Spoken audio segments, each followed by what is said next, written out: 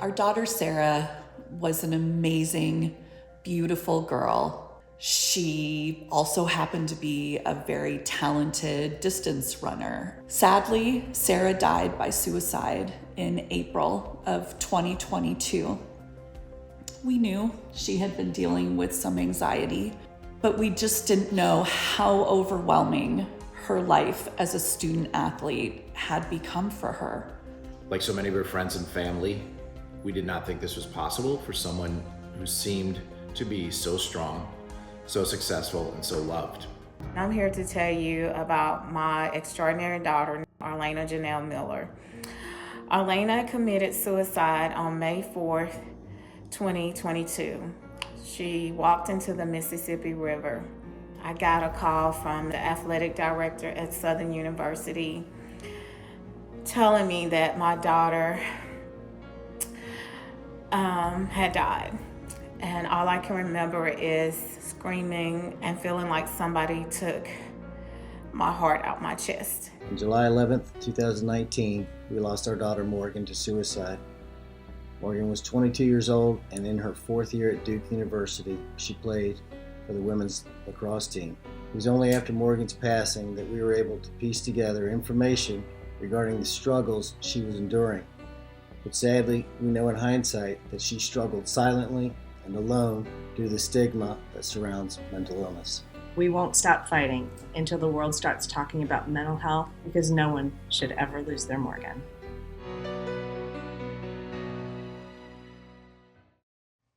Well, I want to thank all of you for being here to talk about this. It would be so much easier not to, because I know it's hard to give this a voice, and but it's something that needs to be talked about. And the thing that I think bothers me the most, and having been a Division I athlete on a scholarship in college, I know how much of a community that is, how much you're surrounded by people close to you. So this is really being missed when you have this many people around you. It's not being talked about. And Donna and Kurt, this was truly a shocker. Well, and of course, in hindsight, when we really analyze what was going on, there probably were very, very subtle signs. Nothing was extraordinary or extreme. Yeah.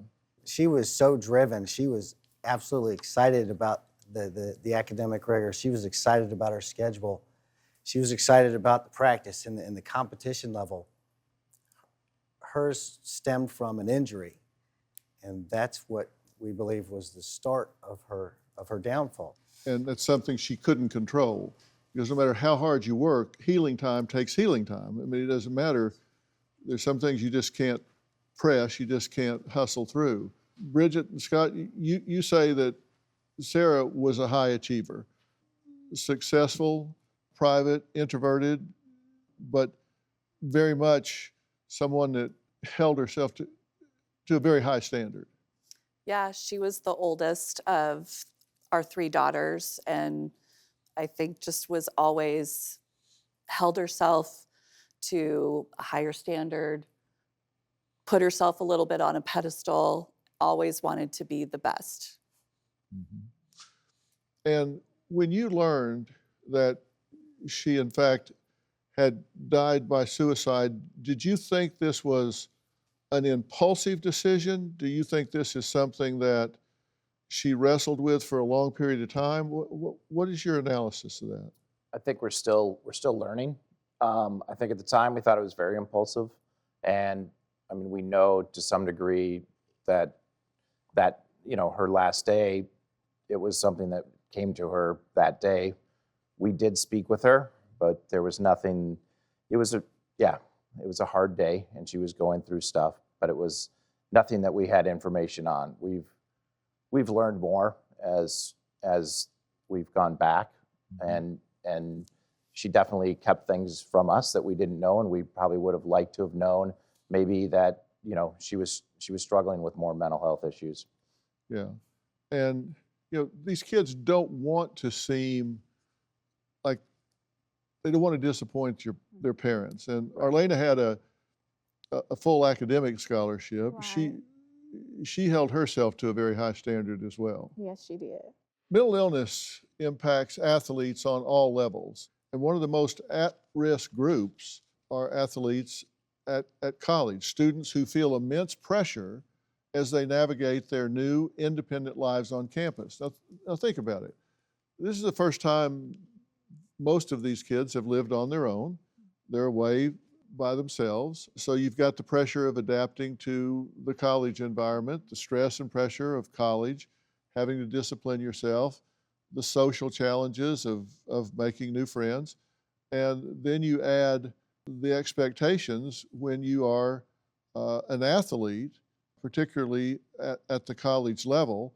And let's look at just what the odds of that are. We'll look first at male and then at female. If you're a high school athlete playing in college, the odds of boys playing high school baseball are 8-1. Making an NCAA roster is 43-1. And then you look at it for females, it's the same ratio. You know, softball in high school 10-1, NCAA 51-1. Not very many make it is the point. They are elite, which means they have discipline, they've worked hard, they've really excelled, and people look at them with expectations and they look at themselves with expectations, right?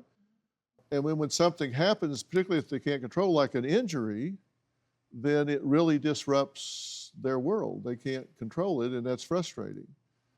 Now, Bridget and Scott say that Sarah was unable to be the student that she wanted to be.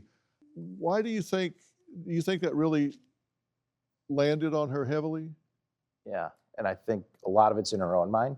It's her expectations, and she always wanted to do as much as she could. School didn't come easy, so she had to work hard. And I think at times she felt she had to sacrifice some of her academics, and that wasn't easy for her. How did she show that pressure? What did she say to herself about it? We talked to her regularly, and she was pretty open about the anxiety that she was feeling in college and trying to balance. You know, she was a 3-sport athlete and balanced that with a full academic load and traveling almost every other weekend. So she was pretty vocal to us about the anxiety that she felt with all of that. Not an hour goes by that we don't think of Morgan and how terribly we miss her. What do I miss about my baby girl? I miss saying I love you and hearing her say, I love you too, Mom. I miss writing happy birthday on every mirror in the house with lipstick to celebrate her birthdays.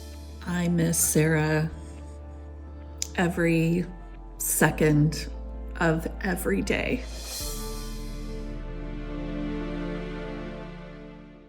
You know, there's one thing you won't hear me say today, and that is I know how you feel.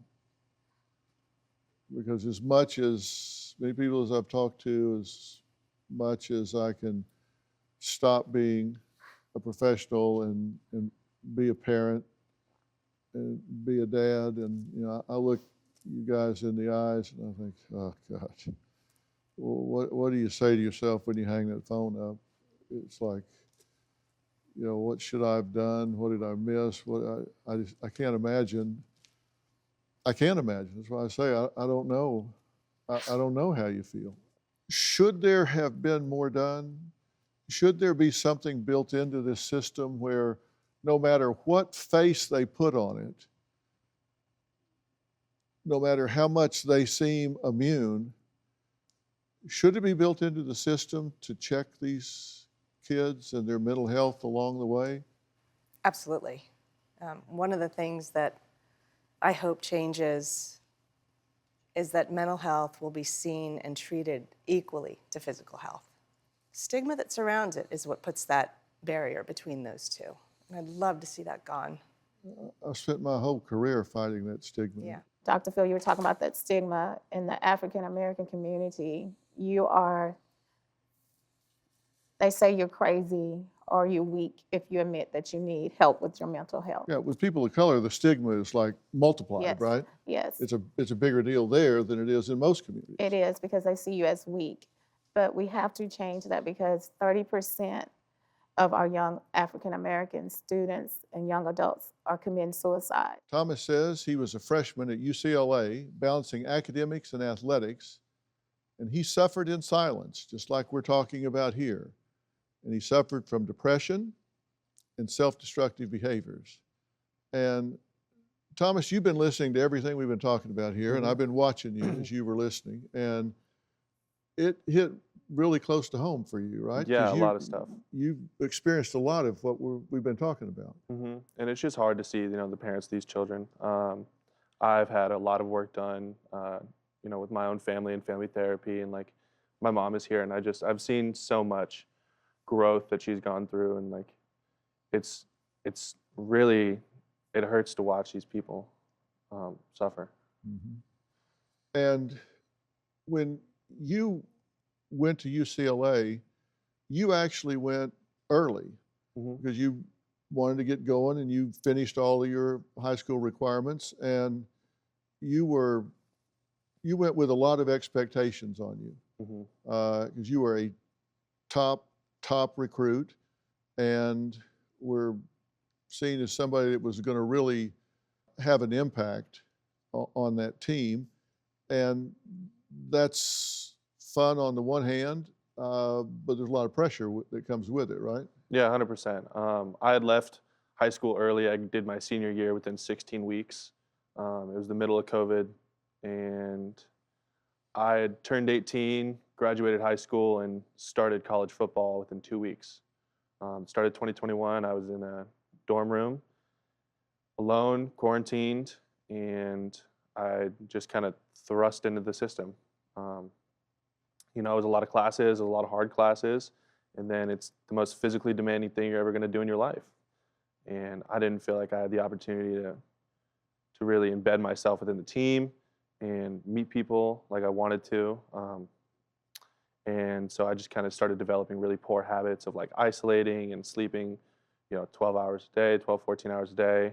I just didn't have anyone I could reach out to or lean on. After a lot of therapy and a lot of work and a lot of digging deep, I realized that majority of it was the way I talked to myself. They taught you to pay attention to your internal dialogue, what you were saying to yourself. 100%. That was the majority of it. Yeah. Now, also joining us on Skype is Mary Kate. She was a two-sport athlete in college, playing soccer and softball, and faced her own challenges to balance it all. So Mary Kate, thanks for joining us. Hi, Dr. Phil. Thank you so much for having me. I appreciate you being here. You can relate to what this young man is saying, chapter and verse, correct? Absolutely. He mentioned that inner dialogue and talking to your inner child, and that is just so important. And it took me so long to understand that when I put myself down for not making a good pass or not making a basket or not hitting a goal, whatever the case may be, I would curse at my younger self and not realizing the impact that it had on me, that it wasn't helping me, it was putting me down. Yeah, of course.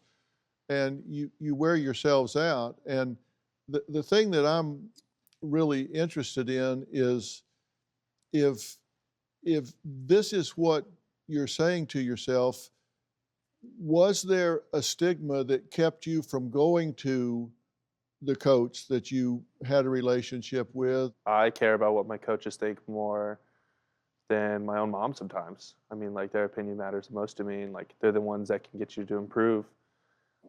So I had my own personal stigmas about mental health and like what I was feeling. I thought I was weak. Physically and mentally strong is like a part of being an athlete, is kind of mind over matter. And so the fact that it's all in my head really threw me for a loop. Do you have a story or a question for me? Click the link in the description and tell me what in the world is going on.